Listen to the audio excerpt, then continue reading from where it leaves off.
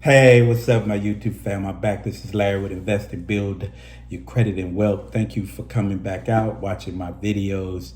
Hey, I appreciate every single one of y'all. Thank you. And please subscribe to the channel. Please subscribe, subscribe, and share. Like, subscribe, and share. And I appreciate all y'all. Today, we got a very exciting class. We're going to be talking about HIPAA, medical debt, and what you should do, the things you need to watch out for. How do you apply for, not apply, how will you file a complaint against a collection agency, the proper place to file a complaint. A lot of people think the CFPB is the proper place. Man, they don't care. We need to go to the people that care. And we're going to talk about the place you file a complaint. I'm going to give you a website, and I'm going to have it in my description. We're going to be talking about all of that. We're going to talk about HIPAA. We're going to be talking about the PHI, which is the Protected Health Information. We're going to be talking about what a collection agency need to have to even get that type of information. I'm going to cover all the world. This is where you get the real information. You know the deal on this channel. I'm not going to tell you some other mess, junk, unreal. They never looked at the HIPAA. They never looked at any of the stuff that tells you properly how to work it, what's right, what's wrong. They just heard it from somebody else who told somebody else who told somebody else. Now they trying to tell you that stuff that ain't even, but I'm gonna break all that stuff down for you, because you know the deal. I do my research. I just don't repeat. And I've had people in credit repair, and I go ahead and blast them with the real information so they quit telling people all this bad information. But we're going to talk about the bad information that's out there, right? So again, please subscribe to the channel. I appreciate y'all. And let's get into this video about HIPAA, and we're going to get in this video about protected health information. So what is HIPAA? HIPAA is the Health and Insurance Probability and Accountability Act, right? The areas that you most need to focus on is the privacy rule. Look at this. You can type this up. You can Google it, whatever you want to do, because I'm giving y'all real information. 45 CFR 164.501, and then 506C in parentheses 3 establishes the definition of payment for healthcare services furnished by coverage entitled and the circumstances under what's protected health information, PHI, may be disclosed for payment purposes. So that's HIPAA, right? And then once you get deep down, you want to know, what is my protected health information? So some of the things you need, the bad information that you hear out there is this. The collection agency need to have a HIPAA release form. Listen, everybody that goes to a physician, a doctor, an urgent care, whatever, you're going to sign a HIPAA release form. Some of the first paperwork they give you when you sit down, hey, here go a clipboard, can you fill out this paperwork, and then bring it back up to the front desk. If you didn't know and they didn't tell you, you were signing in somewhere on there about your HIPAA release, right? That HIPAA release is for them to be able, if they need to move your HIPAA information or your PHI information, you've given them authorization to do so. You may not think you have, but you have. And if you just sit back and think about, they did give me a clipboard and I did fill out some stuff. They didn't tell me it was a HIPAA release. They just said, fill this stuff out so the doctor can see you. But that was the whole purpose of it. So, and that's what you sign. But people think that a collection agency needs to have your HIPAA release form. It's something else they need to have, not a HIPAA release form. Be able to look and people have your protected health information. There's agreement, and we're going to talk about that. So, and this stuff, you can look it up. You can see if I'm lying, don't know, fee. But if you Google some of the stuff that they tell you that you can do, then you're going to get a rude awakening. But I'm giving you the real stuff. So What does a collection agency need to have? And I'm going to read this. They need to have a business association. It's a BA. A business associate is a person who is not part of the covered entity workforce, or a separate entity that performs tasks on behalf of the coverage entity involving use of the coverage entitled protected health information. We're going to dig deeper. I know that you're probably, what the hell was that? What is he talking about? But what that is basically saying is the collection agency must have signed this agreement to be able to deal with your PHI. That's why when you send out a validation letter, you should be asking, because they should have an agreement in place to even have any of your medical information, right? We're going to talk about or your protected health information. And we're going to talk about what is your protected health information, right? So they have to have that agreement in place, right? To be able to collect on any debt. Things got nothing to do with the HIPAA release form, because none of this says anything about a HIPAA release form. None of it. I've been doing research for this video for 2 days now, just getting down, and you don't find that nowhere. So I don't even know where they picked that up at, or where they even thought that was. But they need to have a business association. So we're gonna keep on going, right? Now, protected health information. And let's kind of go a little bit. I'm going to read some protected health information. The PHI is information that is created or received by a covered entity and relates to the past, present, or future physical or mental health of an individual, right? Providing payment for health care to an individual, and can be used to identify the individual, to exclude health information in employment records held by a covered entity in its role as an employer. Now we're going to go on what is the guidance. What is PPH, right? And this is the things you need to understand. This is your protected health information. Your PHI disclosed to Consumer Reporting Agency for premium or reimbursement purposes should be limited to name and address, your date of birth, social security number, payment history, account number, name and address of the healthcare provider. So when they send this information, they can send no more. This is what it is. Your PH is limited to. And the people, a collection agency that even has this information, and we're going to go over it, must have signed a protected health information agreement. That's what they must have. And it gets deep, because I was really getting into this and really reading a lot of information on this, because we need to understand how to understand the laws and the regulations to get this stuff removed and see there's violations. So the next thing, authorization.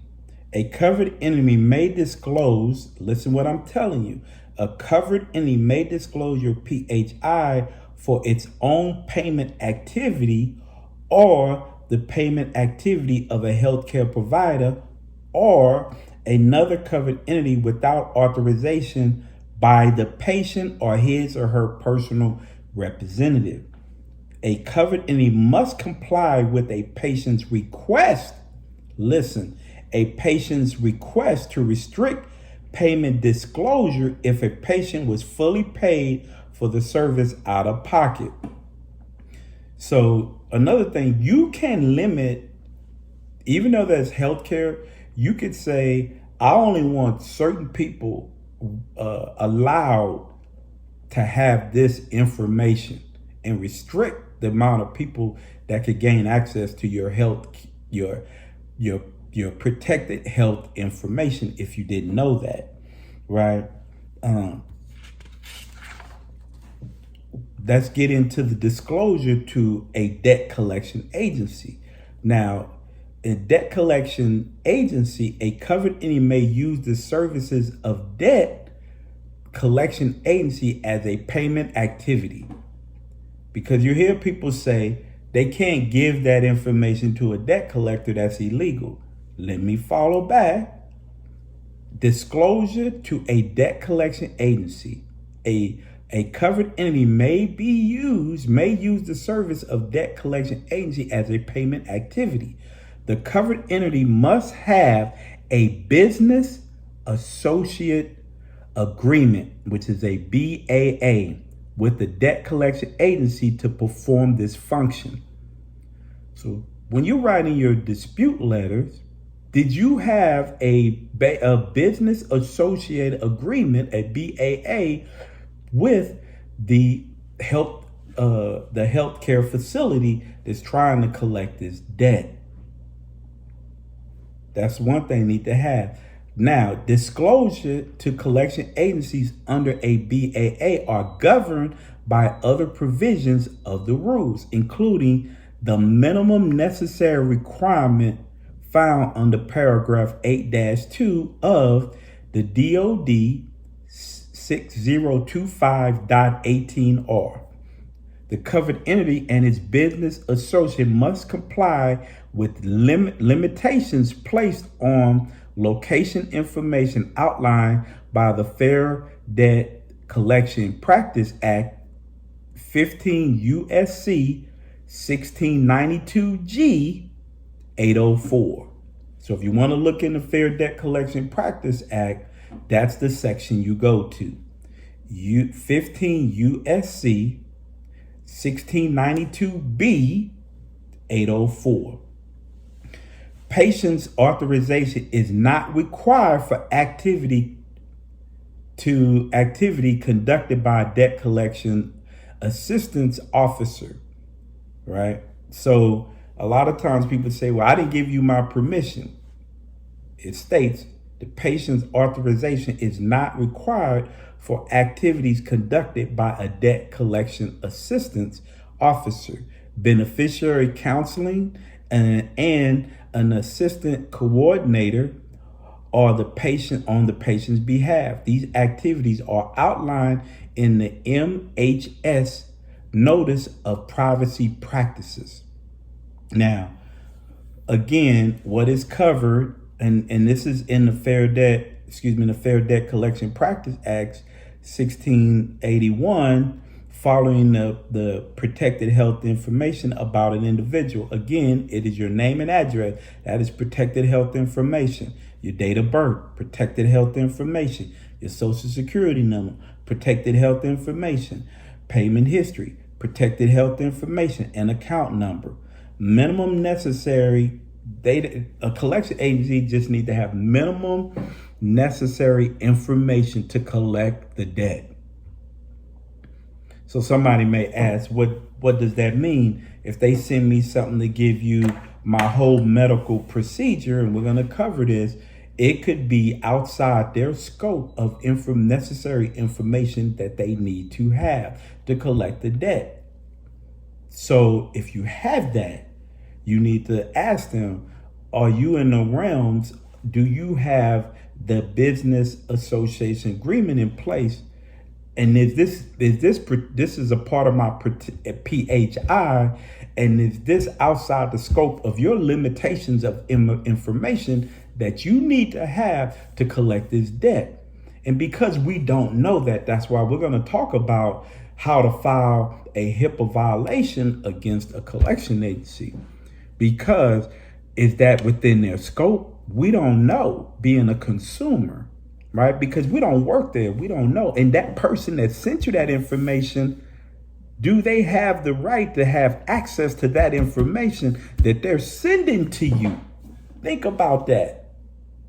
Do that person who sent that information from that office or in that office have the necessary or that business association agreement in place to be able to have access to your information? Because if they're looking at your information without that, even though they're sending it to you, that's a HIPAA violation. They don't have access to that information. So that's why we dig. So that's why when it comes to even in my my affidavits, that's what I talk about. Do you have that agreement? Do you have that information? Are you a part of that? And if they're sending some information back, that's why I tell people, send them validations. Quit avoiding those validations, because some of them are giving y'all what you need to get the debt off, but you don't even send it in. So you can't get that information to use it against them to get the debt taken off, right? Or use it to say, you know what, I know I had that medical debt, but I don't want to pay. I'm going to settle it out. And they may be more likely to settle and get that debt out of their office and off their book to get away from HIPAA, right? Get away from the delicacy of HIPAA and get it off your credit report. That's why you need to have information is power. So we're going to cover a little bit more. We're going to talk a little bit more about health protected information. This is some other information. They bring it to you a little bit clearer to help you really understand. This is really technical, the first one I went, but this one kind of breaks it down a little bit easier so you can definitely understand it a little bit more, right? So let's get into protected health information. Again, it's short for PHI. It is personally identifiable health information that HIPAA regulates and protects. But HIPAA, that was written, we talked about over 20 years ago. It's been in place for a long time, and there's been some revisions because of technology. And as technology continues to move, and how we move information with technology has caused HIPAA to make some advancements and some changes to their policy because they needed to, because how information was being moved from one place to another. Now, healthcare providers, health plans, and the healthcare clearinghouse, listen, the healthcare clearinghouse are all covered entities. Healthcare providers included hospitals, doctors, clinics, psychologists, dentists, chiropractors, nursing homes, and pharmacies. All that is covered under protected health information. So let's talk about the business association. A business associate is a vendor or a subcontractor who has access to your personal health information, the PHI. A more legalese definition of the business associate is an entity that uses or discloses your personal information on the behalf of a covered entity, which could be the hospital, urgent care, whatever. Furthermore, the business association is a person who, on behalf of the covered entity, performs or assists in the performance a function or activity involved that use disclosure of your personal information, which a debt collector is the person that is using or has access to that personal information that is trying to collect on a debt. And that's that they need to have that in place. And that person who has access to the information has to have signed that agreement, right? And be a part of that agreement. It could be something you go to court with. Come to find out, that person that did it didn't even have or sign the business association agreement, who have access to, and we'll talk more about what the HIPAA violations are for that. Let's cover, we're going to talk about I'm going to give you examples of PHI, which is protected health information. And I want to say, let's look at a small concrete example of information that is covered, that is considered PHI. If your business handles any of the information below in the service to or on behalf of a covered entity, then HIPAA applies. HIPAA compliance is not optional. So let's go through them. Patient's name, address, and that is particularly anything more specific than state, including street, address, city, country, precinct, and most cases zip code and their equivalent genocode. Dates, including birthday, discharge, admission, death dates, telephone and fax numbers. Even the fax numbers is protected health information. Email addresses, social security number, driver's license information, medical record numbers, account numbers, health plan beneficiary numbers, certification/license numbers, vehicle identifier serial numbers, including license plate number. Wow. Device identifiers and serial numbers. Name of relatives is healthcare protected information. Internet protocol IP address numbers. Biometric identifiers, including finger and voice print. Full face photographic imaging and other comparable imaging. All that is protected health information. Now let's get into what is the thing that HIPAA does allow, right?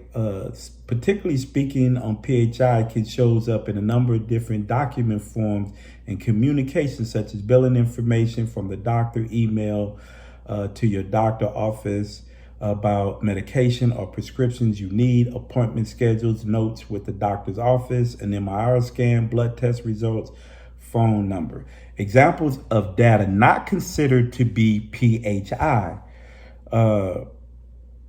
Those are the things that, example of non-PHI data is number of steps in the number of steps in a pedometer, a number of calories burned, blood sugar reading without personally identifiable user information, PII, such as account or username, heart rate reading without a PII. Those are not they're not covered under protected health information.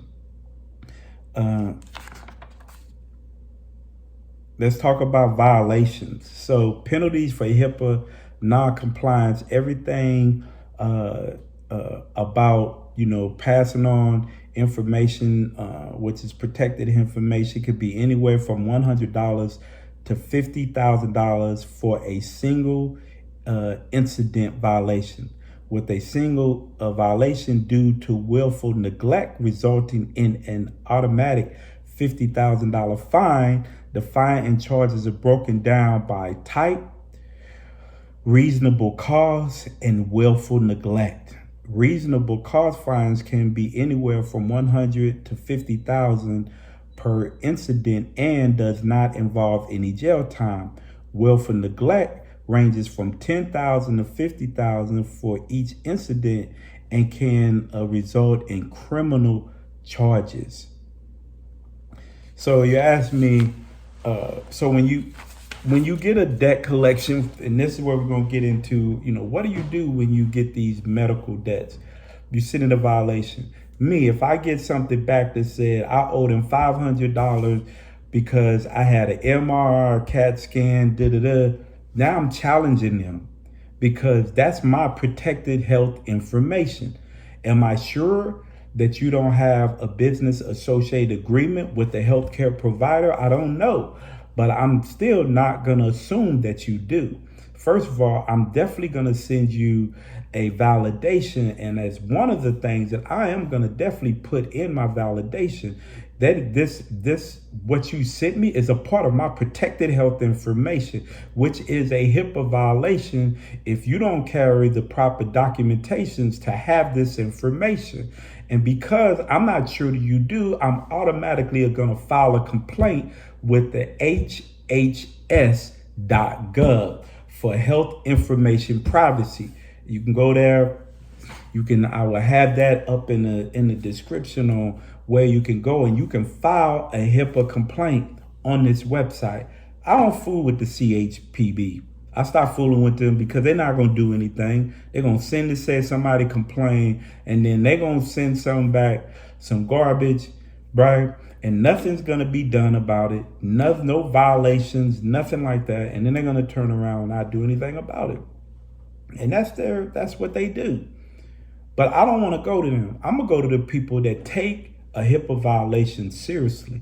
And they're going to be like, okay, I need to look in this, because if this guy or this collection agency doesn't have a business association, or the people dealing with this guy's personal information, then I need to get involved and figure out, and maybe I need to find this collection agency, right? So, and that makes it more powerful for you to get these medical debts off your credit report. See, me, I want to know what it says in writing, because that's the way that I can make people move. But if I just send them something to say, give me, I'm requesting my HIPAA release form, you got to read this stuff. There's nothing in here that talks about a HIPAA release form. And every time you go to the doctor, you sign one. I don't know why people are not even catching on to that. You sign that HIPAA release form that allows them to move, as long as they have the right documentation and have limited access to certain information, and they have that business association, then it's not a HIPAA violation. But that's not saying that they do. That's what's saying. So you got to understand how to attack when you're doing this. When you sign your validation, when you send your validation, you should be asking these questions. Don't just ask them to validate the debt. That's too simple. You go back and you say, listen, I want to validate this medical debt and that you have sent to me, right? And you need to ask them, did you have these certain things in place, right? Or don't ask them, and then see what they send you. Just say, I want to validate the debt, and then just see what they send you. And if they send you something that says you owe this amount because you had this procedure done, now you come back with, okay, you just sent me my PHI, which is my protected health information. Now that you send me my personal health information, I need to challenge to see if you have legal right to have that information. Because what I see, you've already violated HIPAA under the personal health information. I don't know if you have a business association agreement between the covered entity, which is whoever the hospital is. And then that's where you can force them to say, you know what? I don't want to take on and mess around and get a HIPAA violation. You know what the fines are, right? And that debt could be $100, $300, but that fine could be up to $50,000, right? They may send that debt back. That debt goes back to the original creditor, which is the covered entity, which is the urgent care hospital physician. Now that stuff comes off your credit report. And if you want to work with them to take care of the debt, that's fine. You got that negative item off your credit report. That is the main purpose of all this, is getting it off of finding a way. Other ways, strategies, is even if you go through this, call your medical provider. If you have a debt that is in a collection agency, what I would tell you to do, call them and ask them for the HIPAA release form, right? Because you want your medical information. I want to know what was done and what the charges were. I need to get on my, so what they're going to do is they're going to send you your HIPAA release form to release that information to you. They're going to need to have that on file to make sure that you're the person that is asking for that information, and they're sending it to the person that has a right to that information. Once you're there, they're going to send you that. You can also say, okay, where you're charging me $450, this collection agency say I owe $550. That's a discrepancy. HIPAA violation, because now they created a bill. You cannot create another bill. That's a HIPAA violation, whatever those charges were, and they can't charge you interest on it unless it's a part of the original agreement when you went to whatever doctor, whatever they said, where your services is this amount, and interest can be charged on this. If none of that is a part of that, they cannot charge you interest on that medical bill. And if they raise the price, they just have created a medical bill, which is a HIPAA violation. They cannot create a medical bill, right? So that's a HIPAA violation. So all those things you need to understand, and that's why you need to go out, send those validations in, and get that information. Now you'll know how to go after them. Another thing, listen, if you have a child and you take your child to the doctor, right, or your parents, and you're the legal guardian, you're going to get the bill because you are the legal guardian of that child. That child is not 18. That child's under the age. They can't send that child. You're the legal guardian, so you're going to get the bill. So don't ignore those bills because you're still liable. That is your child. You're the legal guardian. So if that happens, it's no different than I have a diabetic, type 1 diabetic daughter, and my wife has gotten bills that when she took her to the doctor for, whatever reasons because of her blood sugar, she got the bill. We just had to take care of the bill. She still, because she was under 18, she still was financially responsible for the debt. So it can have your child's name on it, and it's gonna have your name on it too, right? Or it may just have your name on it and say you brought your child in for certain things, blah, blah, blah, you're gonna be responsible for it. So don't fight those. Don't fight them. If you know it, take care of it. And sometimes it's better to handle a situation before it gets that bad, before it hits your credit report, to try to fight it after it hits your credit report. So, but I wanted to go over that, just to go over that.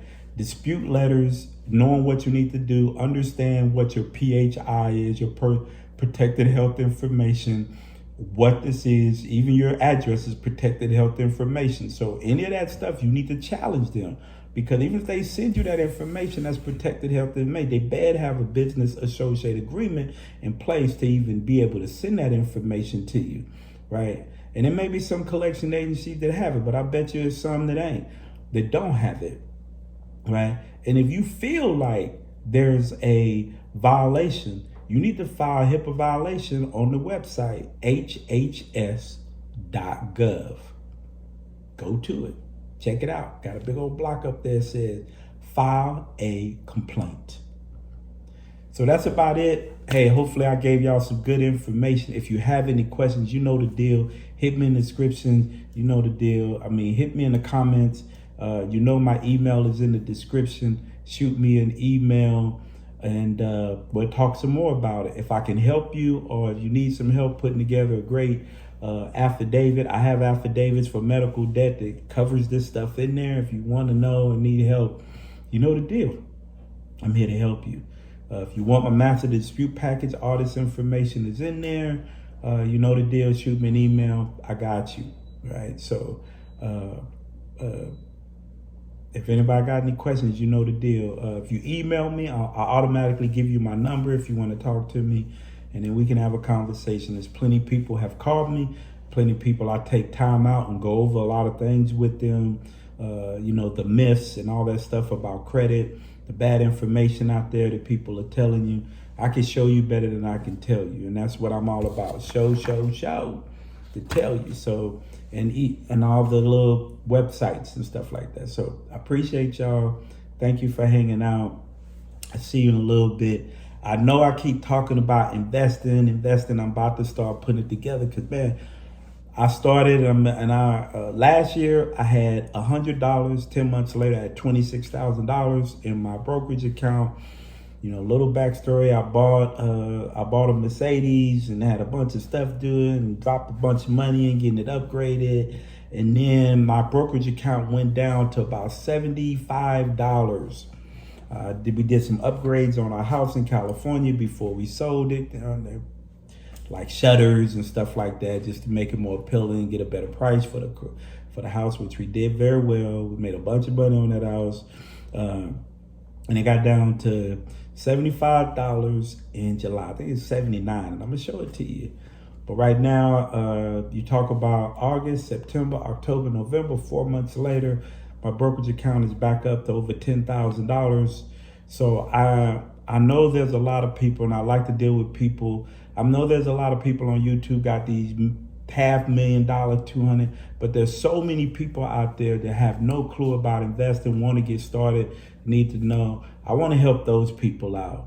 I really do want to help. I've been investing, doing really well. Again, like I said, $79, I show you, and then right back it's up to over $10,000 4 months later.